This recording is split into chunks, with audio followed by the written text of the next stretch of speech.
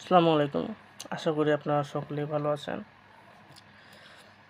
অনেকের প্রশ্ন থাকতে পারে। আমি আমার গত একটা ভিডিওতে আমি বলেছি কানে যদি ইনফেকশন থাকে তাহলে আপনি কিভাবে তার ট্রিটমেন্ট করবেন কোনো প্রকার ENT ডক্টরের কাছে না গিয়ে।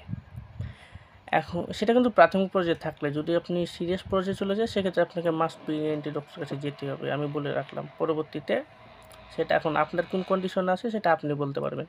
এখন অনেকের প্রশ্ন থাকতে পারে আমার ইনফেকশনটা কেন হয়? কেন হচ্ছে? হ্যাঁ, এটা জানা দরকার। আমার ঠান্ডা জ্বর কেন হচ্ছে? আমার এই সমস্যাটা কেন হচ্ছে? কেন হয়? তাহলে আমি যদি জানতে পারি তাহলে আমি তার প্রতিকার করতে পারবো। পরবর্তীতে আমার সেই সমস্যাগুলো হবে না।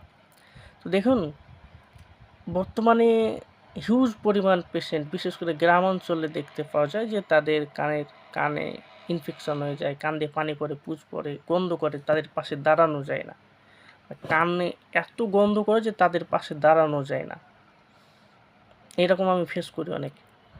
তো এটা বিভিন্ন কারণে হয়ে থাকে। এই জিনিসগুলো আমরা যদি এড়িয়ে চলতে পারি তাহলে এই ধরনের সমস্যা থেকে ভবিষ্যতে আমাদের হবে না। আর যাদের এখন পর্যন্ত হয়নি আলহামদুলিল্লাহ এগুলো এড়িয়ে চলেন।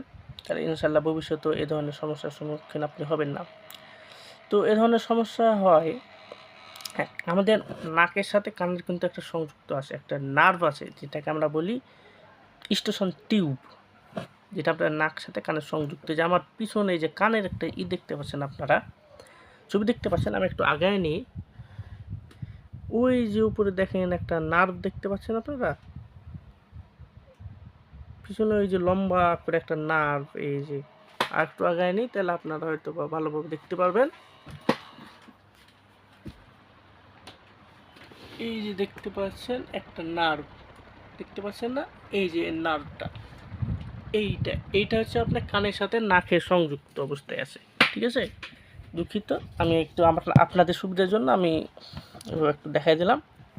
ওই যে দেখালাম আর কি, ওইটা আমাদের কানের সাথে নাকের সংযুক্ত থাকে।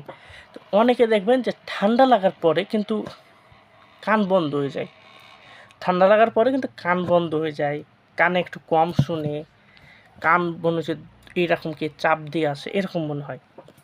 এর একটা কারণ হলো যে ওই স্টেশন টিউবটা ব্লক হয়ে যায়। তো স্টেশন টিউবের মাধ্যমে কিন্তু অনেক ময়লা কিন্তু আমাদের নাক দিয়ে বের হয়। বাইরে বাংলাদেশের যে ওয়েদার, বাইরে কিন্তু প্রচুর ধুলাবালি উড়ে, আপনারা দেখতে পান। হয়তো বা সে আমাদের কানেও ঢুকে, নাকেও ঢুকে, ঠিক আছে? কিন্তু ওই সমস্ত ধুলাবালি যদি আমাদের কানে জমা হইতো তাহলে কিন্তু কান কিন্তু আমাদের ব্লক হয়ে যেত ধুলাতে। তো কী হয়, আমাদের অনেক ময়লাগুলো ওই স্টেশন টিউব দিয়ে বের হয়ে যায়, নাকের মাধ্যমে বের হয়ে যায়। তো যখন আমাদের ঠান্ডা লাগে আমাদের ওই স্টেশন টিউবটা কিন্তু